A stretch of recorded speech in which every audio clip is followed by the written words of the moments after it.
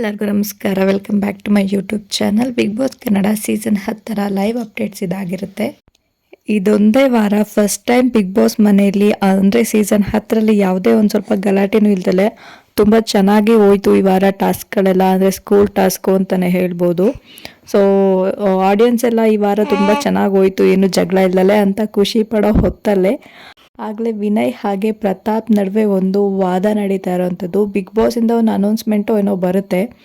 So ಅದು ಬಂದ ತಕ್ಷಣವೇ ವಿನಯ್ ಹಾಗೂ ಪ್ರತಾಪ್ ಇಬ್ಬರು ಒಂದು ವಾದಕ್ಕೆ ಇಳಿತಾರೆ, ವಾದ ಮಾಡ್ತಾ ಇರ್ತಾರೆ. ಆವಾಗ ವಿನಯ್ ಅವರು ತುಂಬ ಜೋರಾಗಿ ಕೈಯೆಲ್ಲ ತೋರಿಸ್ಕೊಂಡು, ನೀವು ಅವ್ರ ಎಕ್ಸ್ಪ್ರೆಷನ್ ನೋಡಿದರೆ ಗೊತ್ತಾಗುತ್ತೆ ಅವ್ರು ತುಂಬ ಕೋಪದಲ್ಲಿ ಮಾತಾಡ್ತಿರ್ತಾರೆ, ರೇಗಾಡ್ತಾ ಇರ್ತಾರೆ ಪ್ರತಾಪ್ ಮೇಲೆ. ಬಟ್ ಆದರೂ ಪ್ರತಾಪ್ ಅವರು ಅವ್ರ ವಾದನ ಹೇಳ್ತಾನೆ ಇರ್ತಾರೆ.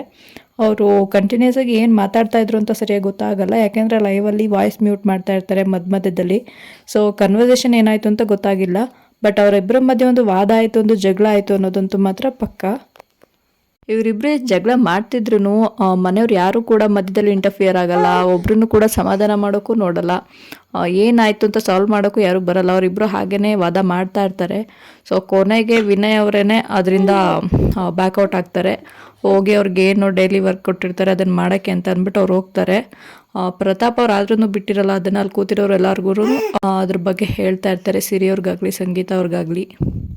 ಪ್ರತಾಪ್ ಅವರು ಹೇಳಿ ಮುಗಿದ್ಮೇಲೆ ಸಂಗೀತ ಹಾಗೂ ಸಿರಿ ಮೇಡಮ್ ಅವರು ವಾದಕ್ಕೆ ಇಳಿತಾರೆ, ಅದ್ರ ಬಗ್ಗೆ ಮಾತಾಡ್ತಾ ಇರ್ತಾರೆ ಇಬ್ರು.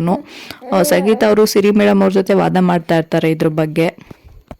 ಈ ವಾರ ಚೆನ್ನಾಗಿ ಹೋಯ್ತು, ಯಾವುದೇ ಒಂದು ವಾದ ಗಲಾಟೆ ಇಲ್ಲದೆ ಅಂತ ಅಂದ್ಕೊಳ್ಳೋ ಅಷ್ಟರಲ್ಲೇ ಎಂಡಲ್ಲಿ ಒಂದು ಈಗ ಜಗಳ ಆಗಿರೋವಂಥದ್ದು. ಸೊ ಈ ವಿಡಿಯೋ ಇಷ್ಟ ಆಗಿದ್ರೆ ವಿಡಿಯೋಗೆ ಒಂದು ಲೈಕ್ ಮಾಡಿ, ಹಾಗೆಯೇ ನನ್ನ ಚಾನಲ್ನ ಪ್ಲೀಸ್ ಸಬ್ಸ್ಕ್ರೈಬ್ ಮಾಡ್ಕೊಳ್ಳಿ.